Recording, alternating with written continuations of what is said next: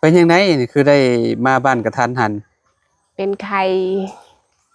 เป็นไข้โดยบ่สบายแม่เอาคือบ่ไปหาหมออยู่พุ่นจ้ะแล้วบ่ให้เขามาซึ่งไปหาใดฮะๆเพิ่นบ่ให้มาชื่อยาก็บ่ได้ซ้ำก็คือแบบใดเพิ่นบ่ให้ออกจากบ้านหรือว่าแนวใดข่อยเป็นไข้ข่อยก็ออกเอง เอ้าก็คือบ่ให้เฒ่าแก่พาไปหาหมอ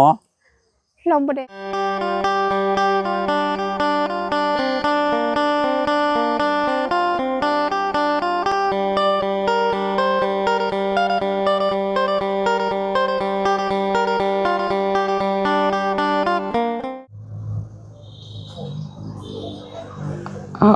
กราบสบายดีและสวัสดีเนาะพ่อแม่พี่น้อง FC เบิร์สสู่คู่สู่คนเนาะเปิดภาพมาพี่น้อยเนาะอยู่ที่เฮือนน้องตาดังเด้อพี่น้องเด้อเนาะหรือว่าน้องอ่าเด้อเนาะพี่น้องเอ้ยเนาะแนมไปเสือขาวๆน่ะเป็นไผเด้พี่น้องเอ้ยเนาะปาโตพี่น้องเอ้ยเนาะไปเข้าไปเบิ่งใกล้ๆนำกันพี่น้องว่าเป็นไผเนาะเขาก็บ่ได้มาถ่ายน้องเด้อก็หลายมื้อแล้วน้องตาดังนั่นแหละเนาะพี่น้องเอ้ยเนาะมาก็เปลี่ยนแปลงละบาดนี้ว้าไผนี่สบายดีสบายดีขออนุญาตแน่อ๋อมาตั้งแต่มื้อใดเด้เนาะมาแต่2-3มื้อแล้วมา2-3มื้อแล้วโดยเป็นจังไดนี่คือได้มาบ้านกระทันหันเป็นไข้เป็นไข้โดยบ่สบายแม่เอาคือบ่ไปหาหมออยู่พุ่นจ้ะเราบ่ให้เขามาซึ่งไปหาใดฮะๆเพิ่นบ่ให้มาชื่อยาก็บ่ได้ซ้ำก็คือแบบใดเพิ่นบ่ให้ออกจากบ้านหรือว่าแนวใดข่อยเป็นไข้ข่อยก็ออกเอง เอ้าก็คือบ่ให้เฒ่าแก่พาไปหาหมอเราบ่ได้ให้เงินจักจะเฮ็ดแนวใดถามเพิ่นแล้วบอกลาวแล้วบอกเราแล้วว่าเฮาแม่นเป็นไข้แต่ว่าเราบ่เอาเงินให้เฮาไปหาหมอเงินเฮาก็ยังบ่ออกซ้ำแสดงว่าเจ้ามานี่เจ้าบ่ได้เงินแม่นเอาอีกแล้ว5มื้อเขาอยู่เวียงฮะ5มื้อแหละ5 มื้อเจ้าอยู่เวียงโดยเอาคือว่าเจ้าไปเป็นเดือนแหละก็เป็นเดือนแล้วก็เฮาอยู่บ่อนเก่าก็ฮอดเดือนแล้ว แต่เขาอยู่บ่อนใหม่อีกก็คือแรกๆนี่เจ้าเฮ็ดงานอยู่บ่อนหนึงแม่นอยู่ได้เดือนหนึงบัดนี้เจ้าย้ายแม่นจากบ่อนเก่าไปบ่อนใหม่แม่นก็ไปอยู่ได้น้ำเพิ่นน่ะ5มื้อโดยอยู่ได้5มื้อนี่คือแบบเจ้าออกมานี่เพิ่นบ่ให้เงินเจ้าโดยเอ่อเอาเงินที่ว่าอยู่บ่อนเก่าได้สิเป็นจังไดมันบ่ได้บ่หรือว่าจังได๋เราให้ข่อย300,000อยู่บ่อนเก่าหาได้โดยอยู่เดือนหนึงได้เงิน300,000กีบโดยเฮ้ยมันแม่นบ่แม่นแหละคันบ่แม่นน้องจะเว้าแนวนั้นน่ะเพิ่นให้300,000กีบนึงโดยแล้วข่อยก็อยู่ไม่แรกๆค่าแรงเท่าใดเพิ่นบอกเราว่าเดือนหนึงก็2 ล้าน2 ล้านแต่ว่าสิ้นเดือนมาเพิ่นให้เงินแค่300,000โดยอ้าวคือว่าจังซั่นซะเพชรบ่ฮู้น้องก็บ่ได้คิดว่าได้แต่300,000บ่ฮู้ซ้ำอ้าวแสดงว่าเขาเจ้าหลอกเจ้าตัวนี่จักบ่ฮู้แล้วข่อยก็ย้ายไปบ่อนเก่าบ่ได้ซ้ำแต่ข่อยอยู่บ่อนใหม่อีกจักบ่อนเจ้าเฮ็ดเวียก2บ่อนก็คือบ่อนแรกนี่สิ้นเดือนมาเขาให้เงินเจ้า300,000แม่นบัดนี้เจ้าตัดสินใจลาออกหรือว่าเจ้าหนีออกลาออกไปเฮ็ดบ่อนใหม่นี่คือแบบเฮ็ดงานหยังเฮ็ดงาน PR ฮะงาน PR เป็น PR โดยเสิร์ฟเบียร์ให้เขาบ่อนเก่าข่อยอยู่เป็นแม่บ้านเขาแล้วก็กวาดเดินบ้านเขางานมันหนักแต่ตากแดดบ่ได้ข้าวก็บ่ได้กินช่ำงานบ้านนี่คือแบบหนักสุดเพิ่นให้เฮ็ดนั่นเฮ็ดนี่เฮ็ดทุกอย่างเลย กวาดเดินบ้านแล้วก็ทูเฮือนทูพื้นทูหยังก็แล้วก็กวาดเดินบ้านให้เขาก็บ่แล้วซ้ำไม่บ้ายตุกแล้วบ่แล้วซ้ำเราให้ค่อยกวาดให้มันสะอาดเนาะ11 โมงก็บ่ได้กินข้าวซ้ำก็อดเท่าแต่ก็ค่อยก็ทนแต่ก็คิดว่าฮอดเดือนแล้วก็ค่อยก็ออกบ่อยาก อดจนให้มันฮอดเดือนแล้วเฮาก็ได้เงินเดือนแล้วก็ออก แม่น ผลสุดท้ายมาก็คือแบบเขาให้เงินอยู่ 300,000 แม่น วันนี้ออกจากงานแม่บ้านแล้วก็ไปเป็น PR แม่น แล้วก็เฮ็ดงานได้5มื้อเป็น PR บ่สิกลับไปเฮ็ดงานอยู่บ่อนเก่าอีก แน่ เอาสิกลับไปเฮ็ดหยังเขาให้เงิน 300,000 ได้แต่300,000แต่ เอาสิกลับไปเฮ็ดหยังบัดนี้ เป็นใครคอยอยู่บอนเก่าก็คอยออกแต่คอยอยู่บอนใหม่อีกคอยเป็นใคร บ่แม่นความหมายคือแบบเจ้าออกจากงาน PR เจ้าน่ะเจ้าสิกลับไปเฮ็ดงานอีกที่ว่าก็เจ้าว่าให้2ล้านน่ะแม่นบ่ให้2ล้านบัดนี้เจ้าคือสิกลับไปอีกเพราะว่าเขาให้เงินกับเจ้าบ่เต็มเด้คือให้300,000นึงเจ้าคือสิอยากจะกลับไปหาเฮ็ดกับเจ้านำกับเจ้าอีก เป็นใคร เป็นไข้เลยจะกลับไปหาเขา บ่เราบ่ได้เบิ่งแยงที่จะกลับไปหาเขาเฮ็ดหยัง อ้าวเมื่อกี้นี่เจ้าคือว่าเจ้าจะกลับไปหาเขา บ่ อ้าวคือว่าจะกลับไปหาบ่อนเก่าว่าซั่น บ่แม่นคอยอยู่บอนเก่าแล้วคอยก็อยู่บอนใหม่ โอ้เราบ่เข้าใจเฮาเว้า แม่น พี่น้องเอ้ยเนาะสาวเพชรนี่ แม่น ข้อยก็บ่เข้าใจเจ้าเว้าคือกันเพราะว่าเจ้าเว้าว่าสมมุติว่าเจ้าอยู่บ่อนใหม่เจ้าอยู่บ่ได้เจ้าว่าเจ้าสิกลับไปเฮ็ดอีกบ่อนเก่าเจ้าว่าเจ้าจะกลับไป ก็บ่ฮู้ เขาว่าเจ้าสิกลับไปเฮ็ดหยังกลับไปเจ้าก็บ่ได้เงิน แม่น เขาหลอกใส่เฮ็ดงานเจ้าซื้อ แม่นในนั้นแหละเขาคิดว่า โอ้พี่น้องเอ้ยแม่นบ่สาวเพชรก็ได้เงินน้อยแท้ คือแม่นแหละค่อยเมื่อแต่ค่อยอยู่แต่หานเสิร์ฟเบียร์ก็บ่ได้เงินซ้ำหัวหน้าค่อยให้ค่อย600,000 แล้วตัดเงินเดือนค่อยจ้างรถก็เบิดแล้ว อยู่หม่อง PR นี่เขาให้เดือนเท่าใด 2 ล้านคือกันแหละ 2ล้าน แม่น แต่ว่ามื้อเจ้ามานี่เขาให้บ่อันหามื้อเจ้าเฮ็ดนี่ เขาให้ ให้เท่าใด 600,000 600,000ก็ถึกมื้อละประมาณมื้อละแสนปลาย แม่น มื้อละแสนเท่าใดบ่110,000บ่พี่น้องเอ้ยเนาะ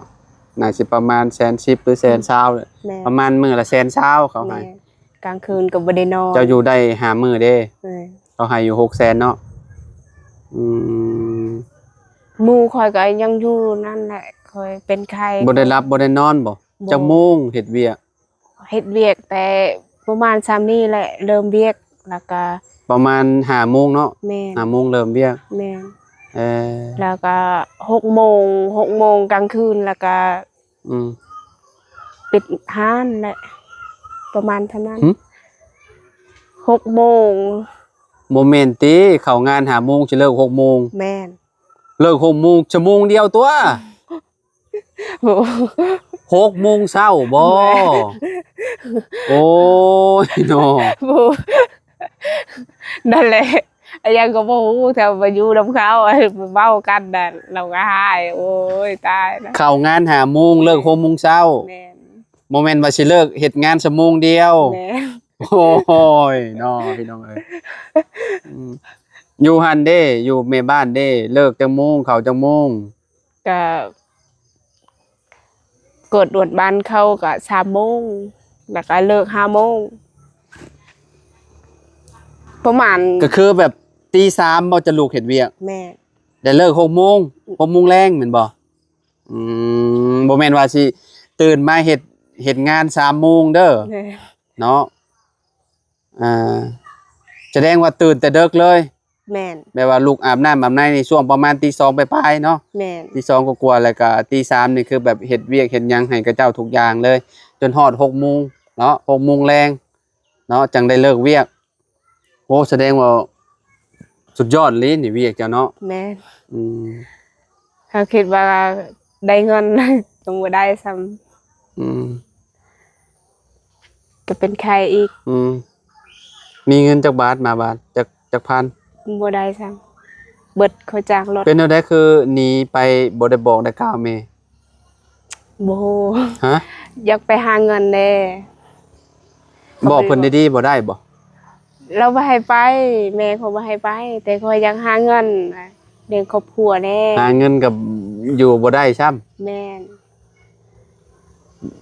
เจ้าบ่ทนงานบ่จัก บ่แม่นเขาเป็นไข้เด้หมู่ข่อยก็อยู่นั่นแหละเขาเป็นไข้เราก็บ่ได้เบิ่งซ้ำ PR นี่ก็เจ้าให้เฮ็ดหยังแหน่เสิร์ฟเบียร์ แม่นเสิร์ฟเบียร์แล้วก็ช่วยเขาเฮ็ดกินเฮ็ดหยังก็เราค่อยก็ช่วยเขาในนั้นน่ะ ซอยเขาทุกอย่างเลย แม่นช่วยพักสอนอีกหยังล้างหม้อล้าง ล้างหม้อล้างหยัง ล้าง นั่นแหละ จานล้างหยังนั้นเราให้เขาช่วยเขาก็ช่วยได้นั่นแหละแต่เขาเป็นไข้คือเขาอยู่ นี่แหละ บ่ได้ คนเฮาพี่น้องเอ้ยเนาะแบบว่าบ่ได้ออกจากบ้าน แบบเวลาเฮาไปเห็นงานเหตุการณ์ก็ถือกระเจ้าลอกแบบนี้แหละเนาะบ่ได้ฮู้อีหยังเลยพี่น้องเอ้ยเนาะถ้าไปไกลนี่แฮงบ่ได้เว้าถ้าถือคนบ่ดีเลยแฮงแบบถือเพิ่นลอกเพิ่นหยังสาวเพชรเอ้ยเนาะคือก็อยู่นั่นนะนั่นคือเว้าแหละเนาะยังก็บ่ฮู้ซ้ำแต่ค่อยไปกับหมู่ค่อยก็บอกอยู่นั้นนี่ค่อยจะฮู้หน่อยนึงหอยหน่อยนึง คือแม่จะเว้าแล้วเราย่านบ่เคยไปไกลแล้วย่านเขา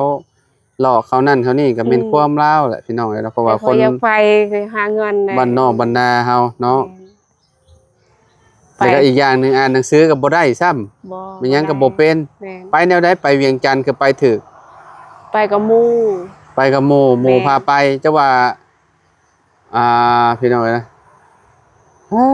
เนาะหมู่เคยอยู่บ่บ่อนที่ว่าพาจะไปแหละเราเคยอยู่ หมู่บ้านใดหมู่ ก็บ่อนนี้แหละเราก็ยังอยู่พี่แหละเรา อยู่ไสตอนนี้เขาเจ้าอยู่ไส อยู่เวียงจันทน์แหละ งานอยู่งานตัวใดบัดนี้ บนงานค่อยลาออกนั่นแหละ งานเจ้าลาออกงานแรกหั่นนะ แม่น เขาเจ้าเคยอยู่ได้ซะ เคยอยู่ได้เคยทนแต่เคยเป็นไข้เคยอยู่ทนได้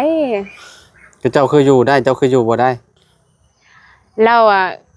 ยังท่าเงินเดือนแต่เราไม่ได้เป็นไข้เด้เคยเป็นไข้ ค่าเงินเดือน แม่น เจ้าคือบ่ท่าเอาน้ำเพิ่นเงินเดือน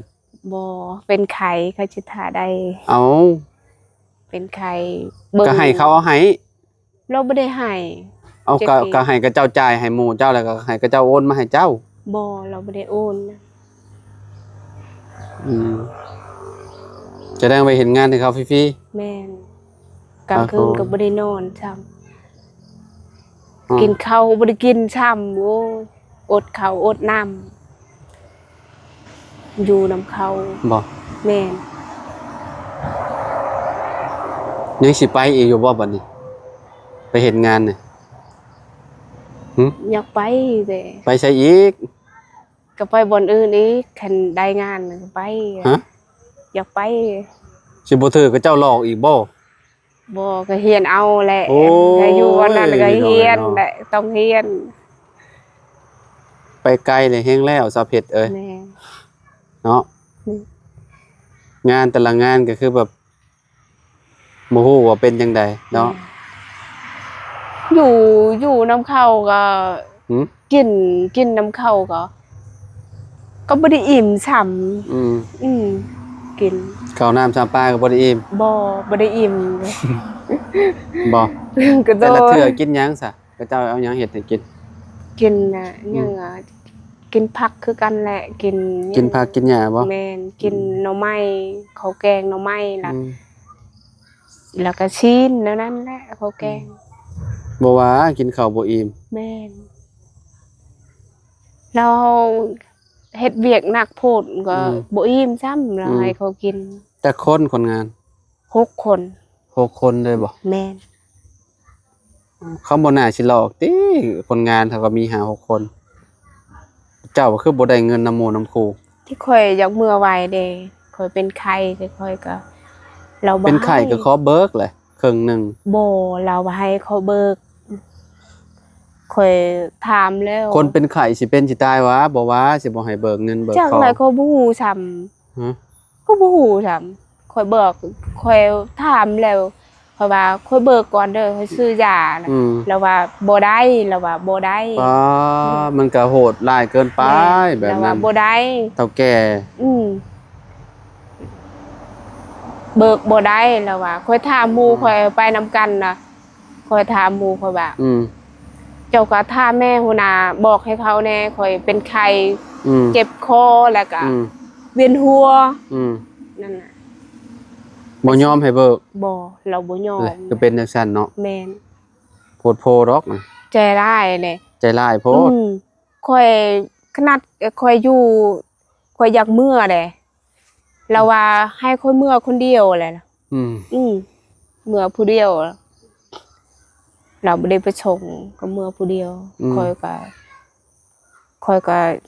คือว่าแหละเนาะอยากจะมากับไผมาผู้เดียวแหละมาผู้เดียวเลยแม่นค่ารถเท่าใด300,000 ลงอยู่ไสลงก็อยู่นี่แหละลงอยู่นี่เลยแม่นนั่งรถอันเวียงจันทน์เวียดนามบ่แม่นถ้าอยู่คิวเข้ารถก็ประมาณ7 โมง7 โมงแรงแม่มาฮอดพี่ประมาณ9 โมง9 โมงกลางคืนบ่แม่นใครแน่เนาะมาเป็นอยู่ซะเนาะแม่นคอยชื่อปีชื่อหยังก็ชื่อผู้เดียวคอยไปส่งให้เราไปส่งราคารถเราไปส่งยูคิวนะก็ให้เรา150,000อีกบ่เบิดเงินหัวหน้าคอยให้600,000หัวหน้าบ่เห็นงานใหม่หั่นคันว่าบ่ได้อยู่หั่นแหละจักสิเอาเงินใส่มาติแม่นนั่นถูกเขาหลอกบ่แม่นแล้วตัดเงินเดือนคอยแต่ว่าเจ้าบ่ได้เฮ็ดเวียกเฮ็ดงานบ่จ๊ะบ่แม่นนั่นเฮ็ดแต่คอยบ่เฮ็ดคือเขาในไล่คอยนี้แล้วแต่บิดคอยอยู่นะแต่คอยเป็นไข้เลยพี่น้องเอ้ยเนาะเฮ็ดงานตัวใดก็มีแต่นั่นแหละบัชนาเฮาจักสิแนวใดคอยอยากเฮ็ดอยู่แต่มันเป็นบัชนาเฮานี่แม่นบ่ก็คือว่าอะไรบ่แม่นก็นั่นแหละคอยก็เต็มใจแล้วจังหาเงินน่ะเต็มใจแล้วเบิ่งคอยไปออกคือว่าเต็มใจหาเงินแม่นออกแต่บ้านน่ะก็บ่ได้บอกแม่คอยทำอ๋อคือแบบความหมายของเพิ่นว่าเพิ่นตั้งใจหาเงินแม่นบ่แม่นว่าเต็มใจเด้อแม่นเจ้าตั้งใจหาเงินเพื่อสิมาเลี้ยงครอบครัวแม่นบ่ได้บอก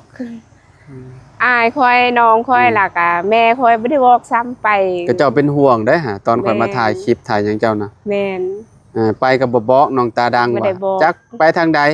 ขึ้นรถเห็นว่าเป็นเอื้อยบ่ว่านั่งรถโดยสารไปว่าก็เลยเว้ากันโอ้ยสักวันหนึ่งถ้าเราอยู่บ่ได้เราก็ต้องมาว่าก็มานี่แหละพี่น้องเนาะมาบ้านมาซองค่อยมาบ้านแล้วก็ค่อยเป็นไข้คันค่อยบ่ได้เป็นไข้ค่อยบ่ได้มาค่อยอยู่เอ้าก็ไปหาหมอได้เงินแล้วก็เบิกน้ำบ่อนเฮ็ดเวียกไหมล่ะเบิกเงินก็บ่เพิ่นก็บ่ได้ให้คือจะก็มาหาหมอเอาบัตรเจ้าออกเขาคือให้ซะก็บ่ฮู้ซ้ำคอน้ำเขาคุกเข่าน้ำเขาเลยคุกเข่าเลยแม่นบ่อลีบ่ซะเพชรเอาก็อีหลีแหละไผชิกิโตโอ้คุกเข่าให้เขาเลยแม่นคุกเข่าแหละอยากเมื่อเด้เป็นไข้ไผสิอยู่ได้เวียกมันหนักเด้กลางคืนก็บ่ได้นอนเป็นไอหรือเป็นไข้เป็น PR นี่เขาให้กินเบียร์บ่ก็นั่นแหละทางกินทางก็เสิร์ฟให้เขาแล้วก็ช่วยให้เขาเฮ็ดกินให้ยังเขาตำยังนั่นแหละตำนั่นตำนี่เนาะนั่นแหละตำมีตำทะเลตำพี่น้องเอ้ยเนาะตำตีนตำยังนะตำหลายอย่างเนาะแม่นตำหลายอย่างตามเขาตั้งแหละนั่นจังได้ก็สู้ต่อไปเนาะมาฮอดบ้านฮอดซองแล้วก็ดีใจนำแม่ดีใจอย่าบ่เห็นลูกเห็นเต้ายังบ่ได้เห็นแม่ยังบ่ได้มาแม่แม่นบ่แม่ยังบ่ได้เห็นเจ้าซ้ำแม่บ่เจ้ามาบ้านนี่ได้แม่มีแต่น้องเฮานี่แหละแม่นซะบ่ก็แม่นแหละแม่ค่อยพูนไปนอนอยู่เฮือนน้องค่อยน้องชายบ้านใดอยู่บ้านกะลกไปหูดข้าวเอาไปหูดข้าวยังบ่ฮู้ว่าเจ้ามาแม่นจอยลงบ่นี่หรือว่าแนวใดก็จอยลงแหละจอยตามค่อยเป็นไข้อดน้ำเลยปวดหัวตัวร้อนบ่ตอนนี้แม่นเป็น แต่เคย ความฝันก็ยังไปบ่ฮอดใช้พี่น้องเอ้ยเนาะทางสาวเพชรเพิ่นเนาะเอาจะได้ก็สู้ๆต่อไปเด้อน้องเด้อเนาะเอาสู้ๆสบายดีน้อง